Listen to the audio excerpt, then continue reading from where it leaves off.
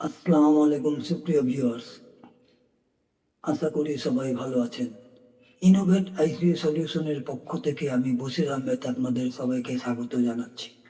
আজ থেকে শুরু হচ্ছে পিক্সেল ল্যাব দিয়ে গ্রাফিক ডিজাইনের দ্বিতীয় পর্ব। প্রথম পর্বে আমরা পিক্সেল ল্যাবের ইন্ট্রোডাকশন মেনু নিয়ে আলাপ আলোচনা করেছি। আজ থেকে আরম্ভ করব আমরা পিক্সেল ল্যাবের মূল অপশনগুলা, যে অপশনগুলো আপনাদের ডিজাইন করার ক্ষেত্রে সব সময় কাজে লাগবে এবং এই অপশনগুলোই পিক্সেল ল্যাবের প্রাণশক্তি বলা চলে।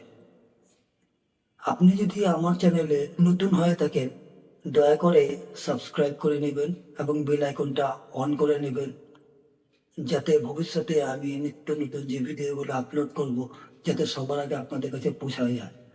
আর যারা ইতিমধ্যেই সাবস্ক্রাইব করে নিয়েছেন তাদেরকে আমার অসংখ্য ধন্যবাদ। তাহলে কথা না বাড়িয়ে শুরু করা যাক।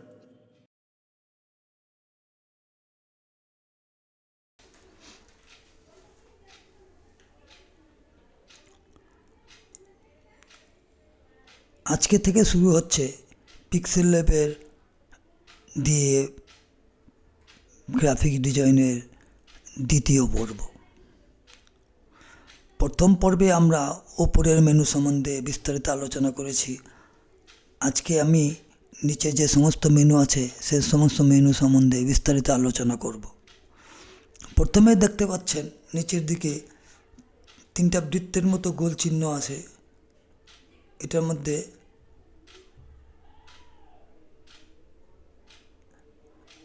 এটা হলো বেশ কিছু ট্যাবলেটস দেওয়া আছে এর মধ্যে। প্রথমটা হলো ডিফল্ট, দ্বিতীয়টা হলো একটা ট্যাবলেটস, এরপরে এই ধরনের একটা ট্যাবলেটস আছে, এই ধরনের একটা ট্যাবলেটস আছে, এই ধরনের ট্যাবলেটস আছে। ইচ্ছা করলে আপনারা এই ধরনের ট্যাবলেটসগুলা ব্যবহার করতে পারেন। ইচ্ছা করলে আপনি ডিফল্টে রেখে দিতে পারেন।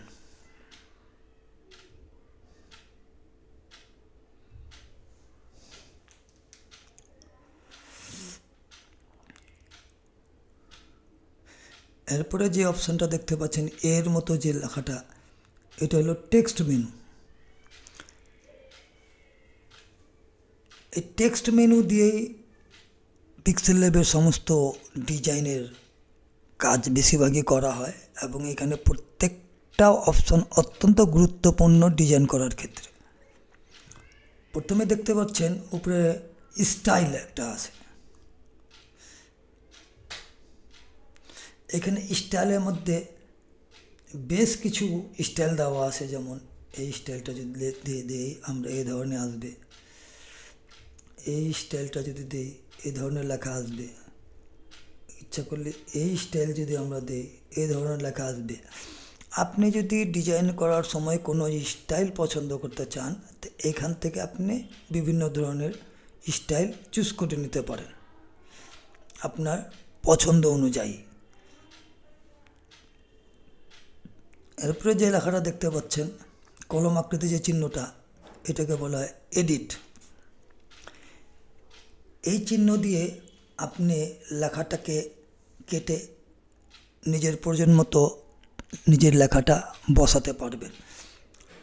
যেমন বাম দিকে যে চিহ্নটা আছে দুটো টি আকারের, এটা হলো বড় অক্ষর এবং ছোট অক্ষর। প্রথম টিপ দিলে সব লেখাগুলো বড় হাতের হয়ে যাবে, আবার টিপ দিলে সব লেখাগুলো ছোট হাতের হয়ে যাবে। তারপরে যে ডিলিট চিহ্নটা দেখতে পাচ্ছেন, ডিলিট টিপ দিলে লেখাগুলো চলে যাবে। তারপরে আপনি আপনার পছন্দ মতো যা লিখতে মন চায় লিখবেন। যেমন আমরা লিখছি বশির, ওকে, তাহলে লেখাটা চলে আসলো বশির হিসাবে। এই ধরনের যেটা আপনার আপনি ইচ্ছা করলে আপনার চ্যানেলের নাম বা অন্য যে কোনো লেখা আপনার ডিজাইনের ক্ষেত্রে লাগবে, তখন সেই লেখাটা আপনি লিখে নিন। এটাকে আমরা ডিলিট করে দিচ্ছি।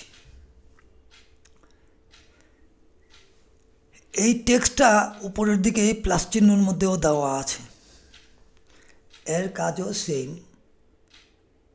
আপনাকে ডবল টিপ করলেই এডিটে চলে যাবে। ডিলিট করলে ডিলিট চলে যাবে। আপনি যদি নিজের চ্যানেলের নাম লেখেন, মনে করেন আপনি হইচই ট্রাভেল গ্রুপ আপনার চ্যানেলের নাম, আপনি হইচই লিখলেন, লেখাটা চলে আসলো। এভাবে আপনি আপনার চ্যানেলের নাম লিখলেন বা অন্য কোনো লেখা লিখলেন, তাহলে আপনি ডবল ক্লিক দিলেই লেখাটা আবার এডিটের জন্য চলে যায়। এর বাম দিকে যে বেলুন আকৃতির চিহ্নটা দেখতে পাচ্ছেন, একে ধরে টান দিলে লেখাটা ছোট বড় হবে, লম্বি হবে। কিন্তু বাম দিকে যে বেলুন আকৃতির চিহ্নটা দেখতে পাচ্ছেন, একে ধরে টান দিলে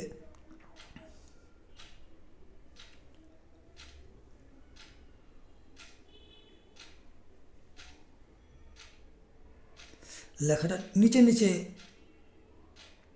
বড় হবে।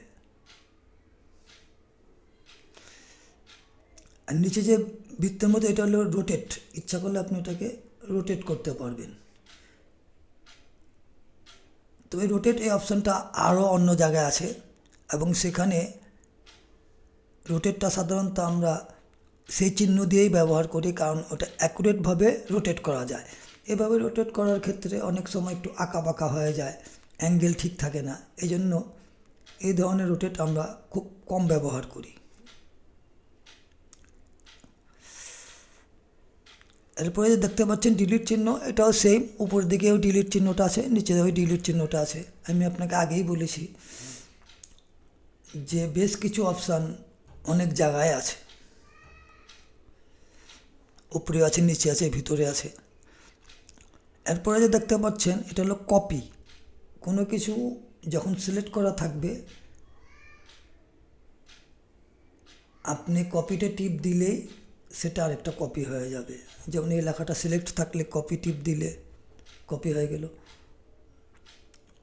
আবার এই লেখাটা সিলেক্ট থাকলে আবার টিপ দিলে আরেকটা কপি হয়ে গেল। তো যতবার টিপ দিবেন, যে লেখাটা সিলেক্ট থাকবে সেই লেখাটাই কপি হয়ে যাবে।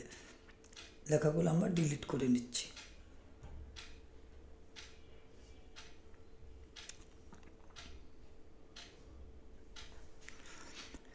এরপরে যে লেখা দেখতে পাচ্ছেন টু ফন্ট টু ব্যাক, এই অপশানটা আমি আপনাদের পরে বোঝাবো, কারণ এই অপশান বোঝানোর জন্য যে লেয়ারগুলো দরকার, সেই লেয়ারগুলো এখনও সৃষ্টি হয়নি। এই জন্য এই অপশান দুটো আমি আপনাকে পরে বিস্তারিত বর্ণনা করে দেব। এরপরে যে লেখাটা দেখতে পাচ্ছেন, এটা হলো পজিশন।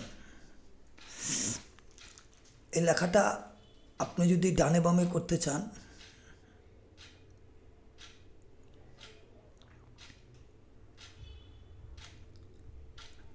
সেক্ষেত্রে এই পজিশন চিহ্নটা আপনাকে ব্যবহার করতে হবে। লেখাটা যদি ডান দিকে নিচে চান, এই চিহ্নটা ব্যবহার করতে হবে। বাম দিকে তিনি নিতে গেলে এইভাবে চিহ্ন ব্যবহার করতে হবে। উপরের দিকে নিয়ে গেলে এইভাবে এই চিহ্নটা ব্যবহার করতে হবে। কিন্তু যদি আপনি অ্যাকুরেটভাবে যদি ডান বাম করতে চান, সেক্ষেত্রে এই মুভ টু এইভাবে পয়েন্ট হিসাবে প্লাস চিহ্ন দিলে এক পয়েন্ট করে বাড়বে, অল্প অল্প করে বাড়বে। অ্যাকুরেট জায়গায় বসানোর জন্য সাধারণত এটা ব্যবহার করা হয়। আশা করি আপনি এই অপশানটা সম্বন্ধে বুঝতে পেরেছেন।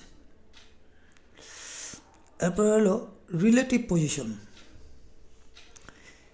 লেখাটা রিলেটিভ পজিশন দিয়ে আমরা ডিজাইনটারে নিখুঁত জায়গায় বসানোর জন্য এই রিলেটিভ পজিশন অপশানটা ব্যবহার করে থাকি।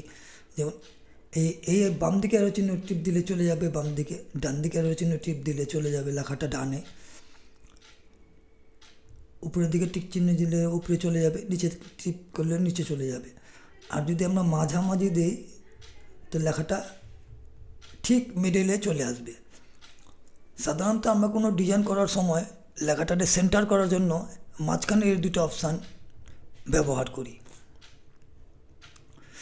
তাহলে আশা করি আপনারা বুঝতে পারছেন রিলেটিভ পজিশনের কাজটা কি। এরপরে যে অপশানটা দেখতে পাচ্ছেন, দুটো টি দেওয়া সাইজ,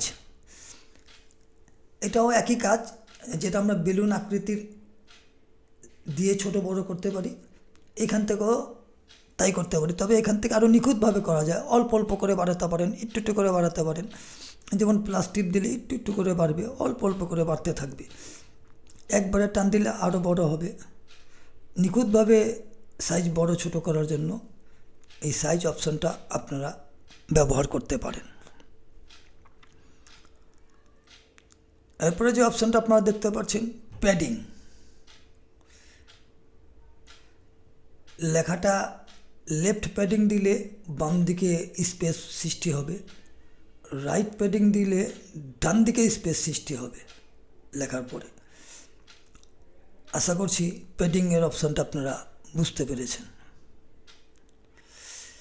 এরপরে হলো অপশানটা কালার। এটা অত্যন্ত ইম্পর্ট্যান্ট একটা অপশান। আমরা প্রত্যেকটা ক্ষেত্রেই এই কালার অপশানটা ইউজ করে থাকি। কোনো ডিজাইনের মধ্যে কালার দেওয়ার জন্য এই কালার অপশানটা, যেমন এখন যদি আমি কালার অপশানটা টিপ দিই, এখানে বিভিন্ন ধরনের কালার আপনি দেখতে পারবেন লেখার মধ্যে, ব্লু, লাল, হলুদ, কালো। যে রঙটা আপনার দরকার সেই রঙটাকে, সেই কালারটা আপনি চুজ করতে পারেন এখান থেকে। ইচ্ছা করলে আপনি টেক্সটের লেখাটাকে ভাগ করেও কালার করতে পারবেন। যেমন নিচের দিকে যে দুটো বেলুন আকৃতির চিহ্ন আছে, এটাকে যেমনি টান দিয়ে নিউ লেখাটার মধ্যে আনি, এটা কালো দিই, শুধু যেটুকু সিলেক্ট করা আছে সেটুকু এই রং সৃষ্টি হবে। আবার যদি আমি এই টেক্সট লেখাটারে টান দিয়ে এনে এই কালার দিই, এই কালার চলে আসবে। তাহলে আপনারা বুঝতে পারছেন, ইচ্ছা করলে আপনি সমস্তটা এক কালারও করতে পারেন টেক্সটের, ইচ্ছা করলে ভাগ ভাগ করেও টেক্সটের কালার দিতে পারেন, ইচ্ছা করলে আপনি গ্রাডিয়েন্ট কালারও দিতে পারেন। যেমন এখানে গ্রাডিয়েন্ট কালার, গ্রাডিয়েন্ট কালার হলো কয়েকটা কালারের কম্বিনেশন। এটার মধ্যে আবার বিভিন্ন ধরনের শ্যাডো আপনি ইফেক্ট ইউজ করতে পারবেন। যেমন প্লাস চিহ্নটা যখন টিপ দিবেন, এটাকে ঘোরালে বিভিন্ন ধরনের কালারের ডিপ, লাইট, বিভিন্ন ধরনের ইফেক্ট আপনি টেক্সটের মধ্যে কালারের ইফেক্ট আপনি দিতে পারবেন। যেমন আপনি একটা দেখাচ্ছি, এটারও লাইট করতে পারেন, আরও ডিপ করতে পারেন। বিভিন্নভাবে আপনারা নিজের প্রয়োজনে বিভিন্নভাবে ঘুরিয়ে ঘুরিয়ে দেখবেন কোন কালারটা আপনার চয়েস হয়, সেই হিসাবে আপনি কালারটা সেট করে নেবেন। আশা করি কালারের অপশানটা আপনারা বুঝতে পেরেছেন। এরপরে যে অপশানটা দেখতে পাচ্ছেন সেটা হলো টেক্সচার। এই লেখাটার ভিতরে যদি আপনি টেক্সচার কালার ইউজ করতে চান, সেক্ষেত্রে গ্যালারির থেকে আপনার যদি কোনো টেক্সচার কালার থাকে, তো লেখার মধ্যে টেক্সচার কালার আপনি ইউজ করতে পারবেন। যেমন আমি আপনাকে দেখাচ্ছি,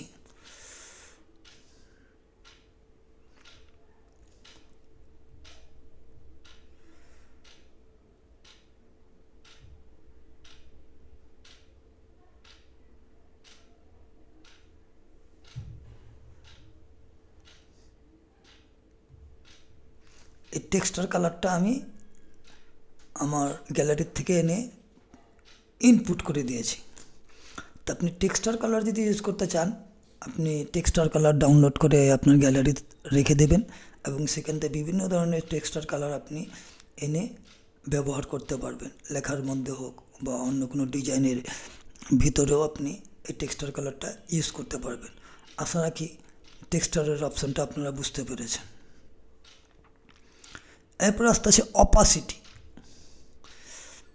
আপনি অপাসিটি যত কমাবেন তত লেখাটা, ভিতরের লেখাটা অস্পষ্ট হয়ে যাবে। যত অপাসিটি বাড়াবেন লেখাটা স্পষ্ট থাকবে। আপনি লেখার ভিতরের অপাসিটি কমাতে বাড়াতে এটা ব্যবহার করতে পারেন। আফটার শ্যাডোর পরেও, আফটার শ্যাডো যদি এনেবেল দেন, সেক্ষেত্রেও আপনার অপাসিটিটা, শ্যাডো আকৃতির অপাসিটিটা কমবে বাড়বে। আশা রাখি অপাসিটির অপশানটা আপনারা বুঝতে পেরেছেন। এরপরে দেখা যে অপশানটা আছে সেটা হলো রোটেট। সেম অপশানটা আমরা লেখা এভাবেও করতে পারি, কিন্তু এখান থেকে আরও নিখুঁতভাবে করা যায়, কারণ এখানে অ্যাঙ্গেল সহকারে আপনি মনে করেন সে 45 ডিগ্রি অ্যাঙ্গেল রোটেট করবেন, কিন্তু নিচের থেকে ঘুরিয়ে আপনি 45 ডিগ্রি করতে পারবেন না। সেক্ষেত্রে এখান থেকে আপনি ইচ্ছা করলে ডিগ্রি ধরেও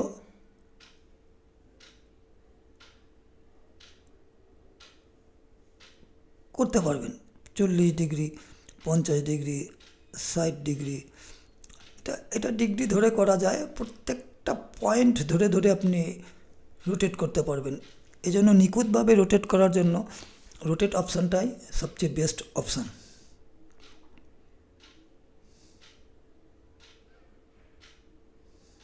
আশা করি রোটেটের অপশানটা আপনারা বুঝতে পেরেছেন। আমরা লেখাটাকে ডিলিট করে দিচ্ছি।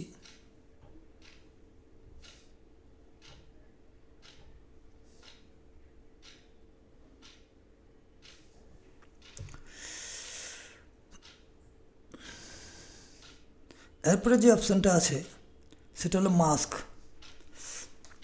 মাস্ক মানে কাটা। আপনি ডিজাইন করার ক্ষেত্রে কোনো সময় আমরা স্টাইলিশ করে লেখা বা কোনো জিনিস কেটে বাদ দিই। যেমন আপনি যদি টান দেন, এটুকু যদি মাস্ক করেন, এখানে ইন এবং আউট দুটা মাস্ক আছে। আপনি ইনের মধ্যে যদি এনেবল করেন সেক্ষেত্রে নিচের লেখাটুকু বাদ যাবে, আর যদি আপনি আউটের মধ্যে দেন তাহলে বাইরের অংশটুকু, মাস্কের যে চিহ্নটা আছে এর বাইরের অংশটুকু কেটে যাবে। ইনের মধ্যে করলে ভিতরেটুকু কেটে যাবে, আর আউটের মধ্যে দিলে বাইরেরটুকু কেটে যাবে। এই মাস্কটা আপনার বিভিন্নভাবে ব্যবহার করতে পারেন। এটা বিভিন্ন ধরনের মুড আছে।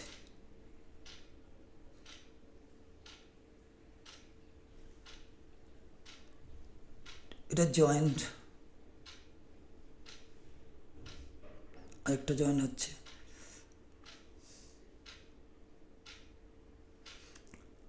বিভিন্নভাবে ডিজাইন করার ক্ষেত্রে যদি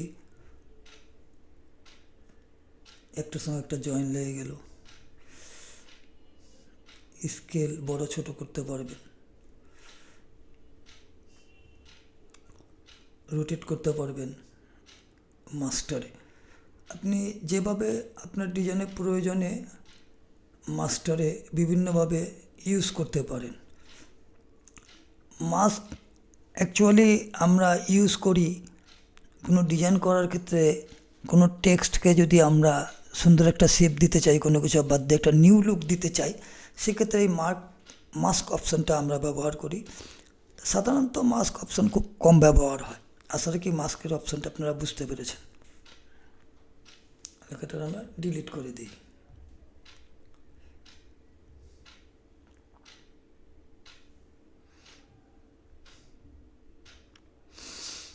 এরপরে যে অপশানটা দেখতে পাচ্ছেন ফন্ট। লেখার ফন্ট যদি আপনি চেঞ্জ করতে চান, এখানে বিভিন্ন ধরনের ফন্ট দেওয়া আছে, যেমন আরমান্ড বোল্ড। লেখাটার ফন্ট চেঞ্জ হয়ে গেল।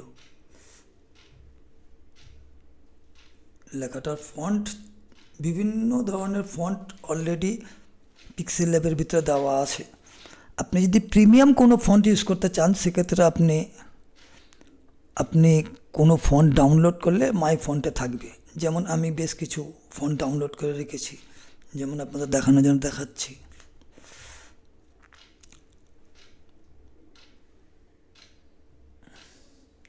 এই একটা ফন্ট আমি ডাউনলোড করে রেখেছি। তা আপনারা যদি ফন্ট নিজে প্রিমিয়াম কোনো ফন্ট বা আনকমন কোনো ফন্ট ডাউনলোড করেন, সেক্ষেত্রে আপনার মাই ফন্টে গিয়ে এই ফন্টগুলা স্টোর থাকবে, সেখান থেকেও আপনি ইচ্ছা করলে ব্যবহার করতে পারেন।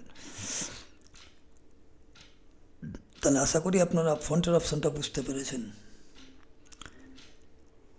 এটাকে আমরা ডিলিট করে দিচ্ছি। এরপরে যে অপশানটা দেখতে পাচ্ছেন সেটা হলো স্টাইল। এখানে বি অপশানটা যদি আপনি ক্লিক করেন, লেখাটা বোল্ড হয়ে যাবে।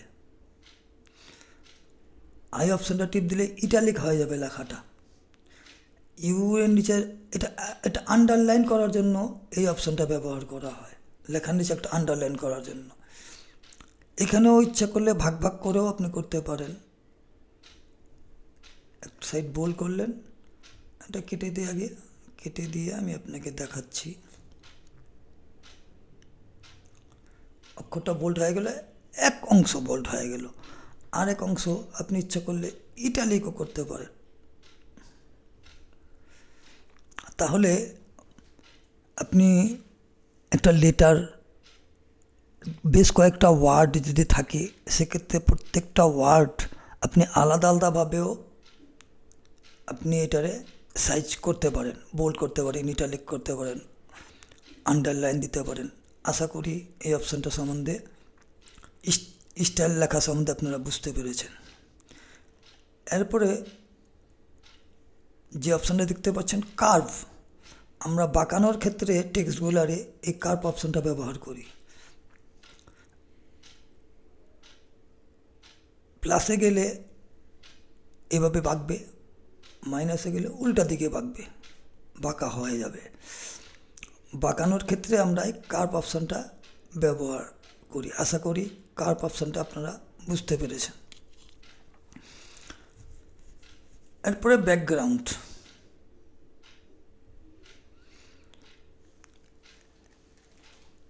লেখার ভিতরে আপনার যে জায়গাটুকু সিলেক্ট থাকবে, সেটার ভিতরে আপনি ব্যাকগ্রাউন্ড কালার দিতে পারেন। যেমন যে কোনো কালার আপনি দিতে পারেন। আপনি প্যাডিং ব্যবহার করেন, যদি লেফট প্যাডিং ব্যবহার করলে এদিকে বাড়বে, এদিকে কমবে। রাইট প্যাডিং ডান দিকে বাড়বে, এদিকে কমবে। টপ প্যাডিং উপরের দিকে বাড়বে, নিচের দিকে কমবে প্লাস মাইনাস করলে। বটম প্যাডিংও নিচের দিক থেকে বাড়বে কমবে। রেডিয়াসও ব্যবহার করতে পারেন, গোল হয়ে যাবে। এবং ইচ্ছা করলে এখানে আপনি গ্রেডিয়েন্টও ইউজ করতে পারেন।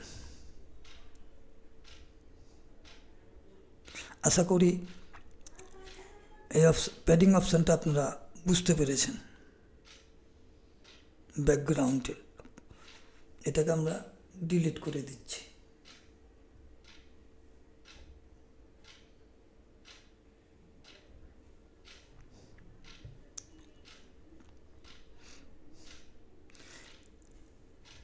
এরপরে যে অপশানটা আছে এটা অ্যালাইন।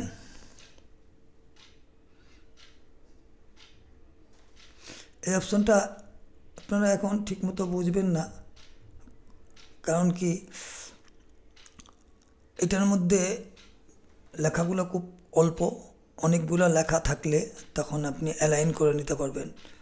মিডল অ্যালাইন, বাম অ্যালাইন, ডান রাইট অ্যালাইন করে নিতে পারবেন। যখন আমরা ডিজাইন করব, ডিজাইনের ফাঁকে ফাঁকে যখন এই জিনিসটা প্রয়োজন পড়বে, আমি আপনাদেরকে ভালো মতো এই জিনিসটাও ব্যাখ্যা করে দেব। স্পেসিং, ওয়ার্ড বা লেটারের মাঝখানে যদি আপনি গ্যাপ সৃষ্টি করতে চান, তাহলে স্পেসিং অপশানটা আপনি ইউজ করতে পারেন। যেমন প্রথমে লেটারের মধ্যে স্পেসিং সৃষ্টি করে প্রত্যেকটা লেটারের ভিতরে একটা দূরত্ব সৃষ্টি হবে। ক্লোজ করতে পারবেন, গ্যাপও বাড়াতে পারেন, গ্যাপ ছোট করতে পারেন। আপনি যদি ওয়ার্ডের মধ্যে স্পেসিং দিতে চান, একটা ওয়ার্ড থেকে আরেকটা ওয়ার্ডের স্পেসিংটা বাড়বে কমবে। ইচ্ছা করলে আপনি লেটারেও স্পেসিং দিতে পারেন, ইচ্ছা করলে ওয়ার্ডেও স্পেসিং দিতে পারেন। আশা করি আপনারা এই স্পেসিং অপশানটা সম্বন্ধে বুঝতে পেরেছেন। লাইন স্পেসিং,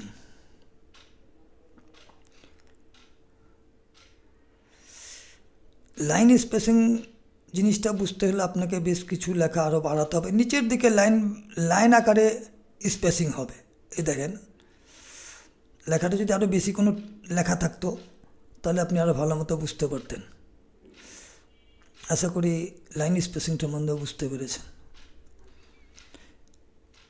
স্ট্রোক লেখার মধ্যে আপনি যদি বর্ডার সৃষ্টি করতে চান, মানে স্ট্রোক, সেক্ষেত্রে এই অপশানটা ব্যবহার করতে পারেন। দেখুন লেখার চারিদিকে একটা বর্ডারের মতো সৃষ্টি হয়ে গেছে। স্ট্রোক যত বাড়াবেন লেখা তত বেশি বাড়বে, মোটা হবে। ইচ্ছা করলে স্ট্রোকের আপনি কালারও দিতে পারেন। এটা ভালো মতো বোঝানোর জন্য আমি আপনাকে অন্য একটা উদাহরণ দিচ্ছি।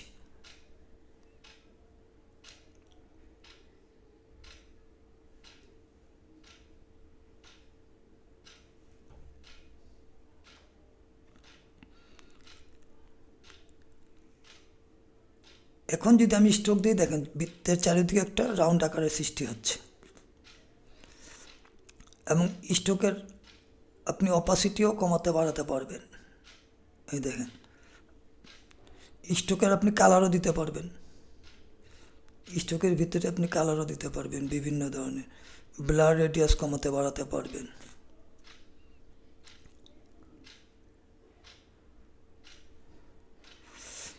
আশা করছি আপনারা এই অপশান সম্বন্ধে বুঝতে পেরেছেন। এটাকে আমরা ডিলিট করে দিচ্ছি।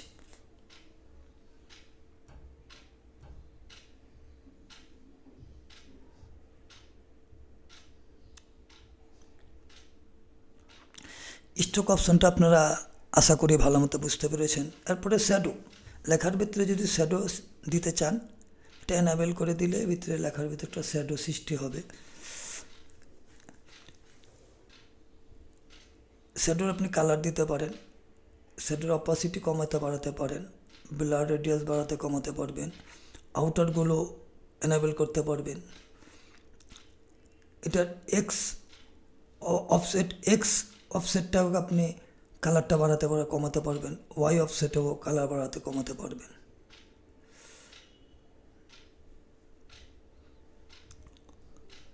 আশা করি এই অপশনটা সম্বন্ধে আপনারা বুঝতে পেরেছেন। ইনার শ্যাডো, এটাকে আমরা ডিলিট করে দিচ্ছি।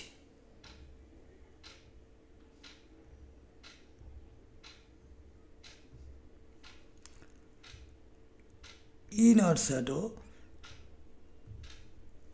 আপনি ভিতরের দিকে শ্যাডো দিতে চাইলে লেখার ভিতরের দিকে ইনার শ্যাডোটা ব্যবহার করবেন। যেমন দেখেন, আপনারা ব্লার রেডিয়াস কমাতে বাড়াতে পারবেন, অফসেট এক্সটা বাড়াতে পারবেন, কমাতে পারবেন, ওয়াইটাও কমাতে বাড়াতে পারবেন, ওয়াই সাইড অক্ষাংশটাও। আশা করি এটাও আপনারা বুঝতে পেরেছেন। এমবোস, লেখাটা 3D আকার হয়ে যাবে, এমবোসের মধ্যে ভেঙে ভেঙে যাবে। ইচ্ছা করলে এটার লাইট অ্যাঙ্গেলটা বাড়াতে পারেন, ইনটেন্সিটি বাড়াতে পারেন, অ্যাম্বিয়েন্ট লাইট বাড়াতে পারেন, হার্ডনেস বাড়াতে কমাতে পারবেন, বেভেলটা বাড়াতে কমাতে পারবেন। এই অপশানটা আপনি ভালো মতো বুঝতে হলে ডিজাইন করার সময় আমরা যখন এমবোস অপশানটা ইউজ করব তখন আরও ভালো মতো বুঝিয়ে দেবো। যেহেতু একটা মাত্র লেটার, এটার মধ্যে এমবোস অপশানটা ঠিকমতো আমি আপনাদের ব্যাখ্যা করে বোঝাতে পারছি না।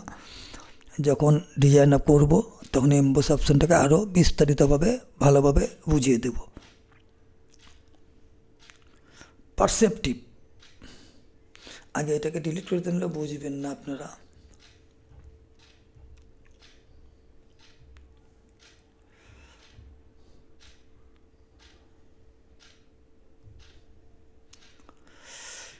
এটার ভিতরে পারসেপটিভটা দিলে এটার ভিতরে একটা স্কেলের মতো চলে আসবে।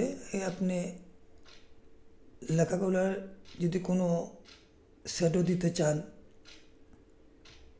দেখেন আমি আপনাকে দেখাচ্ছি, বিভিন্নভাবে পারসেপটিভটা ইউজ করতে পারেন, কমায়া বাড়ায়। আশা করি পারসেপটিভ অপশানটা আপনারা বুঝতে পেরেছেন। 3D রোটেট,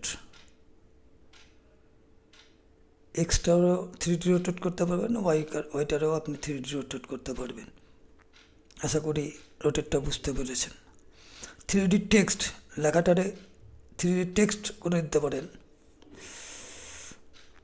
ডেপথ বাড়াতে কমাতে পারবেন, কালার ইউজ করতে পারবেন, গ্রেডিয়েন্ট ইউজ করতে পারবেন, ডার্কেনটা কমাতে বাড়াতে পারবেন, 3D রোটেশন করতে পারবেন, এক্স ওয়াই জেড সবগুলোই আপনি রোটেশন করতে পারবেন।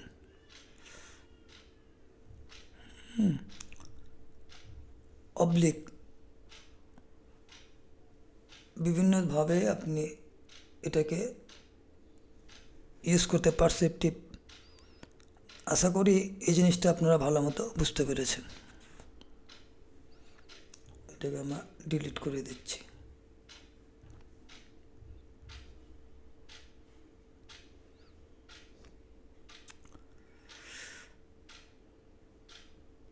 থ্রি ডি রোটেট, এটাকে আমি আগেও বলেছি, আপনি 3D রোটেট করতে পারবেন, 3D টেক্সট ইউজ করতে পারবেন, এটাকে আমি আপনাদের বুঝিয়ে দিয়েছি। 3D শ্যাডো, আপনি 3D শ্যাডো ইউজ করার জন্য 3D শ্যাডোটা ইউজ করতে পারেন। 3D টেক্সট লেখা থাকলে বা ইচ্ছা করলে যে কোনো টেক্সটের মধ্যে আপনি এটা আপনি আগে কমিয়ে বাড়িয়ে নিজের বুঝ মতো আপনি ইচ্ছা করলে কালারও চেঞ্জ করতে পারবেন। দেখে শুনে আপনি প্রয়োজন যদি পরে আপনার ব্যবহার করবেন, নয়তো না। রিফ্লেকশন, এটা এনাবেল করলে ভিতরে একটা রিফ্লেকশন সৃষ্টি হবে।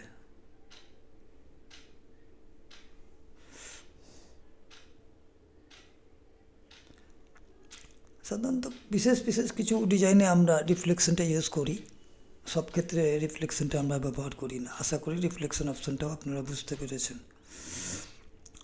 তাহলে প্রথম যে অপশান দুটা ছিল, টেমপ্লেটস এবং টেক্সট যে অপশান দুটা ছিল, এই অপশান দুটা সম্বন্ধে আপনাদের আমি ভালো মতো ব্যাখ্যা দিয়েছি। আজকে এই পর্যন্তই, বাকিটা আগামী পর্বে আমি আপনাদেরকে ব্যাখ্যা করব।